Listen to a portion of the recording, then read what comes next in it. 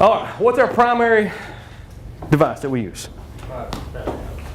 The stop flow paddle. Yes, those miniature devices you have in front of you. Those are not. Do not take those with you. They're not going to be of any value to you outside of this class. And I don't want to see you on the side of the roadway. Sit here. I'm using these. Those are no good. Those are no good. I will say this. I want to mention and put a plug in. We was talking about equipment earlier. I forgot to mention this. We have, for those of you, has anybody used these? Has anybody ordered these from Grainger? The ones with the flashing lights on them. Do y'all like them? We ain't used them yet. I was trying to get the carrying bags for them.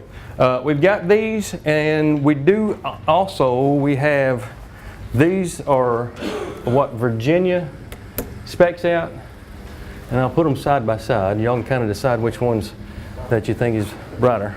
If you're prone to epileptic fits, please avert your glare. Otherwise, which ones do y'all like better? This one? The one on the left? It's interesting. As far as price goes, they're similar. This one is technically brighter, and it's actually bigger. This is the 24-inch sign. This is the garners a little more attention during the daytime. This one kind of gets drowned. Of course, the stage is dark, but gets a little drowned out during daylight hours. It's not nearly as bright as this one is. And so we're looking for some test subjects. These two will probably end up going to floating maintenance.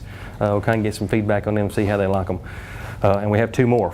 So if y'all are looking to order signs, I highly recommend, instead of just getting just the regular ones like the ones in the back corner back there that have no lights, we can get these that have lights on them. These, I have not tested the battery life on these. I do know that these for sure last 24 hours on, and they have the lights on the front and back.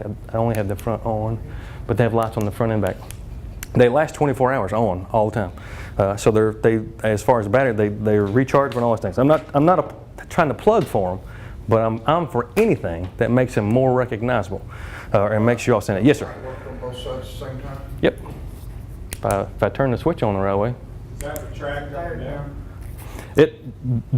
What I don't like about them is this pole is $38, which is a ripoff in my personal opinion. It does break down, not necessarily easily, but it does unscrew in the middle, and it comes out of that. So you can break it down. Whereas, and that's what I really don't like about that one. That pole does not. So that I believe that there is. It's just like a plastic pole. I think you could probably get some kind of PVC fitting that would fit it and do very similar to what this one does. Just find something that would fit in it. For that, the only reason that we got this pole is because the bottom base on that is this is like a hexagon thing that fits into that. It fits the end of it, so that makes it $38, which is a ripoff to me. But anyway, that's what. Huh? The pole is on Grainger? Yep. Yeah, both of them. And I can get you the numbers if y'all want to order those. And we are. Do what? I saw the paddle on Grainger. Yeah, and I've got the numbers for both of those if y'all want to order those. And we are 100%. Steve's behind it. We're behind it. Whatever you want to do to order those. So that is not a problem whatsoever. So that's our main equipment for flagging operations. Is the stop slow paddle. The minimum is 18 inches. That one, you can see the difference.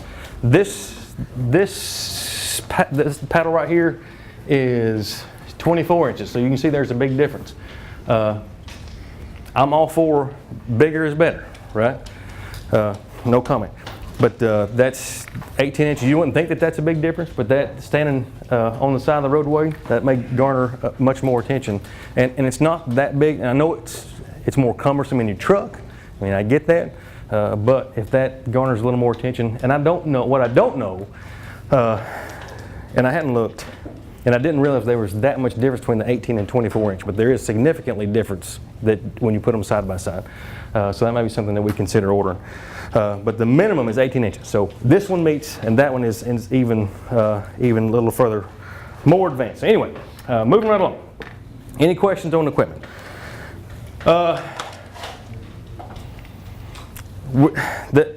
MUTCD calls out an automated flagger. Has anybody ever used one of them? Automated flagger device. We've used these on a few projects. here and there for like longer extended periods of time. We can rent those out. I'm sorry, what? Traffic lights or? Yeah, kind of. And it's actually an automated flagger station which has the bar that comes down. They have those, and it's similar to those lights. They use them in different scenarios. We can rent those for long-term flagging situations. I like them because what it does is a couple of different things it does. It gets us out of standing here, and it operates as a flagging station and gets us off the roadway and turns it into an automated station. One person can control it. We don't use those very often. Where's their flagging station? What did we talk about earlier? Where do we stand in the flagging operation? On the shoulder. On the shoulder. If you don't get it, much more out of these classes, on the shoulder. So if we're flagging, we're not flagging here, right? Not flagging here. We're certainly not flagging here. And we're not flagging on a multi-lane roadway, right? Not without closing one of the lanes. We're always going to be flagging from the shoulder. Always flagging from the shoulder. Stu, proper use of the paddle. All right, everybody stand up.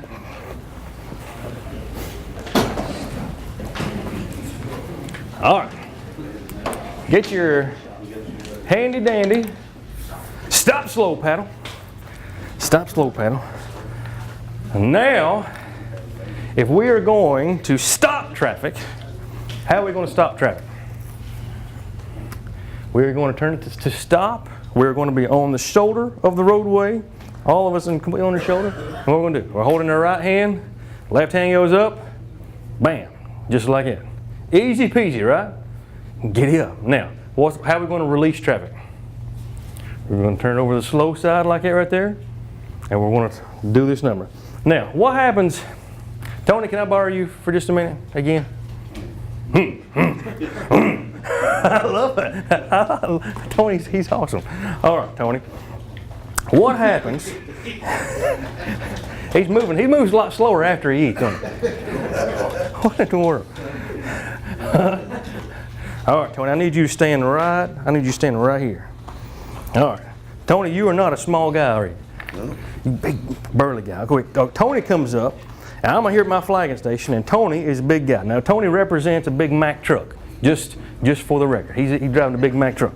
All right, so I'm standing here at my flagging station. Tony drives up, and then guess who pulls in behind him? Yeah. Lumberjack, I'm going to have to borrow you. Not because you're small, because you're smaller than Tony. All right, Lumberjack pulls in. Now, Tony has come to a complete stop. Now, Lumberjack is on the first step, and he is still smaller than. So, what happens as Lumberjack is pulling? What is your real name? Adam. Adam. All right, Adam. As Adam is pulling in his small car, and Tony's standing on the front line. Now, can Adam see me really good? All right. Now, what can I do? Walk over to the side after you got traffic stopped. What was the key word in that? After you got traffic stopped. After. Now, if Tony's rolling up and Tony's still rolling to a complete stop, and I'm like, he's not going to be able to see me, should I do this number? No. Now, here's the thing. If I'm on the shoulder of the roadway and there's a big truck in the front, what's happened to the cars behind? They may not be able to see me. They may not be able to see me. So, and I'm not always advocating this because I don't like it. But the MUTCD says we can do this. But I want you to understand. I want everybody to repeat after me. After. Oh, that's a 2 o'clock after. After. All right. After the first vehicle comes to a complete stop and we are secure that first vehicle has come to a stop and we make eye contact. Me and you, Tom, we're not eye to eye, but we make eye contact. You know I'm here, we're stopped. We're good, right? We're good. And we make after that first, and if it's a big, it doesn't have to be every time. This is not every single time, right? But in the situation, if there's a car or a truck on the front line, and we feel like maybe that there's some cars coming that may not be able to see us, and we're in a situation where we're not in a very good vantage point, that we're seeing that if they understand what's going on, after that first car comes to complete stop, we can move over a little bit. Now, what else is going on? Yeah. If this lane is stopped, What's coming this way? Right. Now, we will say later in this presentation, never ever turn your back on traffic. Is that possible in a flagging operation? Not necessarily possible, because what's going on? If my attention is here, what's going on back here? There's traffic actually coming this way. So I say this, we can't really turn our back on traffic, but we've got to keep our head on the swivel. We need to be understanding what's going on all the way around us. Because although we're controlling this lane of traffic, we really need to be cognizant of what's going on here. So if Tony being a big truck, so we can do this number right here, being aware of what's going on, we can kind of do this number and let them know that we've got a flagging operation going on. Now that does not mean camp out right here. That does not mean our flagging station has moved from the shoulder to right here on the yellow line. They're like, hey Adam, how you doing? So this is my new flagging station, right? That does not mean that's what I'm doing. Does everybody understand that? It does mean that what I'm trying to do is get his attention, let him know that we've got a flagging operation. It's not required every single time. Does everybody understand that? But if we're just trying to let them know that there's a flagging operation here and their sight distance is blocked, we can do that. I'm not advocating that, but we can do that. Or if you can get their attention from over here. I'd much rather if we could get their attention from back here. Even if we had to move down a little bit like this, it'd be a whole lot better to do that on the shoulder after he stopped and we know that he's secure, and just say, and do this number like it and let them know we got a flagging operation. That's a whole lot safer than stepping out here and doing this number. Because when we do this, guess what's happening? Traffic's doing this number, right? Always remember, we're in a live traffic zone. And so that live traffic is very, we got to be cognizant. We got to have our head on the swivel the whole time. We got to understand what's going on. Thank you. Thank you very much. So that is very important. So after that first car comes to a complete stop is the only time that we could ever step out into that lane of traffic. Do y'all understand that? If we do that. And we need to explore every alternative to that. If there's an alternative that we can kind of move down this way and let them know, then that's fine. And we can go back to our flagging station here. But I do not like at all the idea, because some of them, and we'll watch a video that shows a flagging operation where they do that and they kind of step out here and do that number. But never do we camp out right here and keep our focus this way, because of what's going on. We got live traffic coming this way. Very important. All right, does everybody get it? We understand that? We're good. All right. To stop traffic, we got that. We go stop this way, hand goes out. Easy peasy, good deal. All right, we got that, no problem. We touched on that. How many of you work in or around the county that you live in? All right. How many of you ever had a flagging operation? Had a flagging operation and somebody drove through that you knew? All right. How many of you know that in a flagging operation, that is not the time to catch up on family relations?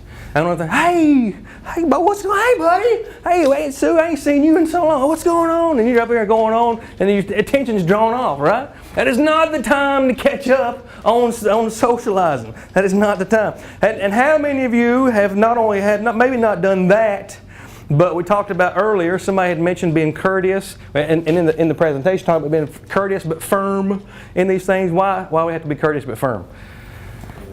Is everybody happy about being stopped? No, because what? They're trying to get from point A to point B, right?